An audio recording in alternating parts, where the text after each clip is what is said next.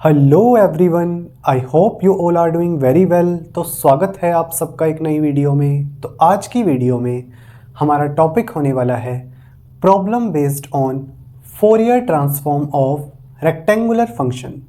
तो जैसा कि आपको टॉपिक के नाम से पता लग रहा है, आज हम एक प्रॉब्लम डिस्कस करने वाले हैं based on Fourier transform of rectangular function.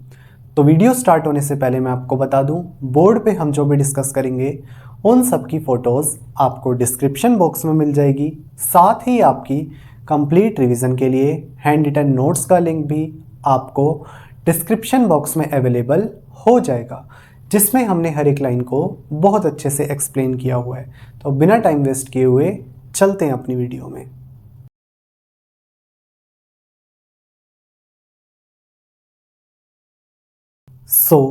जैसा कि आपको पता है, लास्ट वीडियो में हमने फोरियर ट्रांसफॉर्म की वैल्यू फाइंड की थी फॉर अ रेक्टेंगुलर फंक्शन।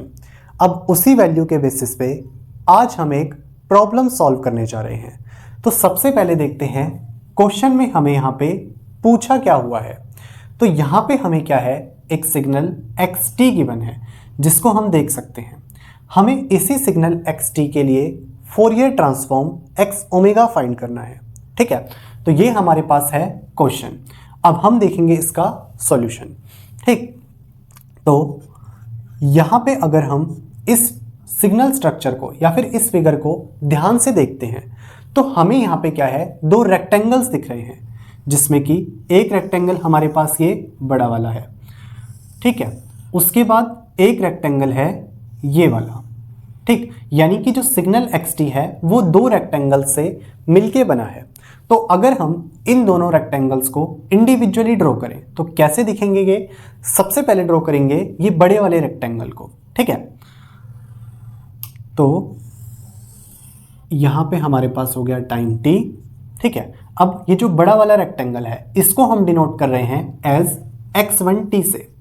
ठीक है, तो यहां पे हमारे पास पॉजिटिव साइड में डिस्टेंस कितना है, 4। ये ओरिजिन हो गया, ये हो गया 4। और यहां से बात करें तो ये है हमारे पास -4। ठीक है, वर्टिकल डिस्टेंस की बात करें तो ये हमारे पास कितना है यहाँ पे 4। तो ये है x1t, यानी कि ये जो नीचे बॉटम में रेक्टेंगल है। ठीक है, उसके बाद बात करें ये जो टॉप पे रेक्टेंगल रखा हुआ है इसको अगर हम ड्रॉ करें, ठीक है, तो इसको मान लेते हैं हम x2t।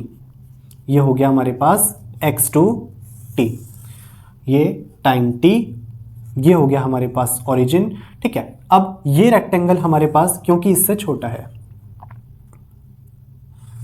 ठीक, अगर हम राइट साइड में डिस्टेंस देखें तो कितना है हमारे पास 2, और लेफ्ट साइड में डिस्टेंस है -2। इस ऊपर वाले रेक्टेंगल की बात कर रहे हैं। और टॉप पे अगर हम डिस्टेंस देखें तो यहां से लेकर यहां तक है 6, और ये जो नीचे वाला रेक्टेंगल है इसकी लेंथ कितनी है 4। तो 6 - 4 यानी कि इसकी जो लेंथ हो गई वो हो गई 2। तो हमने x1t और x2t दोनों को क्या है, ड्रॉ कर लिया, जो कि हमारे पास सिग्नल xt इन दोनों से मिलके बना है। यानी कि जो सिग्नल xt है वो किस किस का सम है, x1t और x2t का। ठीक है, now according to linearity property जो फोरियर ट्रांसफॉर्म होगा सिग्नल xt का वो क्या होगा, सम होगा Fourier transforms of this individual signals x1t and x2t। यानी कि इन दोनों के फोरियर ट्रांसफॉर्म्स का सम हमें xt का फोरियर ट्रांसफॉर्म देगा। ये हमें क्या है, लीनियरिटी प्रॉपर्टी बताती है। तो अगर हम xt का फोरियर ट्रांसफॉर्म लेते हैं x ओमेगा, तो x1t का x1 ओमेगा और x2t का x2 ओमेगा, और इन दोनों फोरियर ट्रांसफॉर्म्स का सम हमें क्या है, x ओमेगा देगा, यानी कि xt का फोरियर ट्रांसफॉर्म देगा। तो अगर हमें x ओमेगा चाहिए, हमें क्या फाइंड करना पड़ेगा, x1 omega and x2 omega को। ठीक है, x1 ओमेगा क्या है, x1t का फोरियर ट्रांसफॉर्म, और x2 ओमेगा है x2t का फोरियर ट्रांसफॉर्म। तो यहाँ पे हमारे पास x1t और x2t यानी कि ये वेव और ये स्ट्रक्चर, ये दोनों क्या है, रेक्टेंगुलर फंक्शन है। और रेक्टेंगुलर फंक्शन के लिए फोरियर ट्रांसफॉर्म की वैल्यू को हम ऑलरेडी फाइंड कर चुके हैं, जो क्या होती है, Fourier transform of a rectangular function a rect t by tau हमारे पास होता है a tau sampling function of omega tau by 2। अब इसी वैल्यू के बेसिस पे हम x1t और x2t दोनों का फोरियर ट्रांसफॉर्म फाइंड कर लेंगे। ठीक है, तो सबसे पहले बात करते हैं x1 ओमेगा की, यानी कि x1t का फोरियर ट्रांसफॉर्म।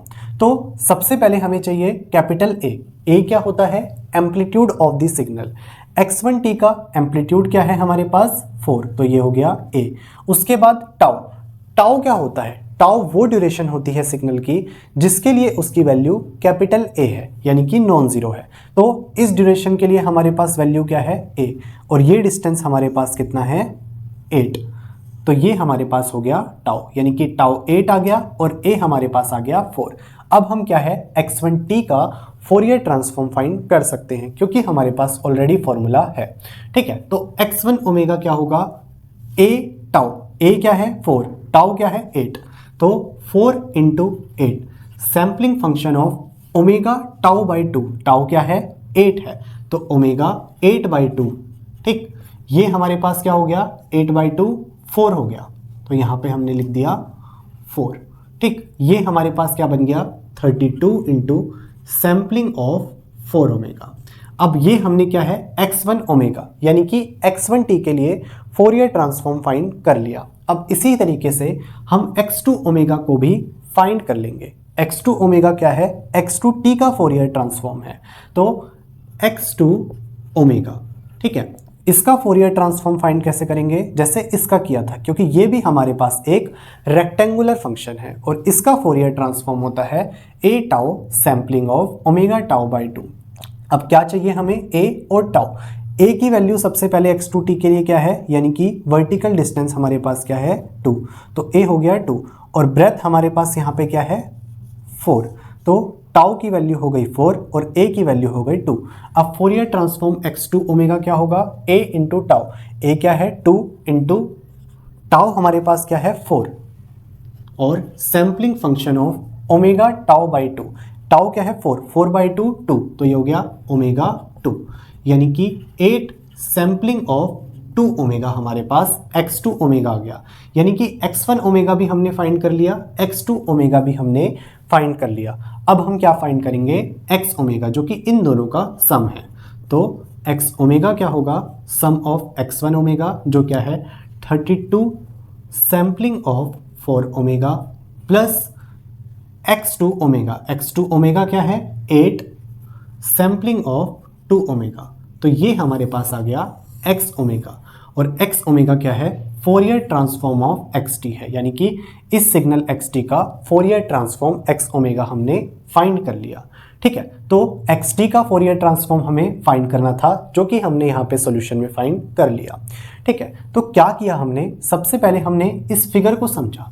हमें क्या दिख रहा था? यहाँ पे हमारे पास दो रेक्टेंगल्स हैं, तो हमने सिग्नल xt को x1t और x2t में स्प्लिट कर लिया, यानी कि दो रेक्टेंगल्स को अलग अलग ड्रॉ कर लिया। फिर हमने लीनियरिटी प्रॉपर्टी लगाई और इन दोनों का फोरियर ट्रांसफॉर्म फाइंड किया, जो कि कैसे किया? हमें ऑलरेडी वैल्यू पता थी रेक्टेंगुलर फंक्शंस के लिए फोरियर ट्रांसफॉर्म की, तो उन दोनों तो इस वैल्यू के बेसिस पे हमने क्या है, यहाँ पे कुछ सॉल्व करके फोरियर ट्रांसफॉर्म x ओमेगा को फाइंड कर लिया। ठीक है, अब हमारे पास यहाँ पे एक होमवर्क प्रॉब्लम है जिसमें आपको क्या है, एक सिग्नल yt गिवन है जो कि सेम इसी क्वेश्चन की तरह है।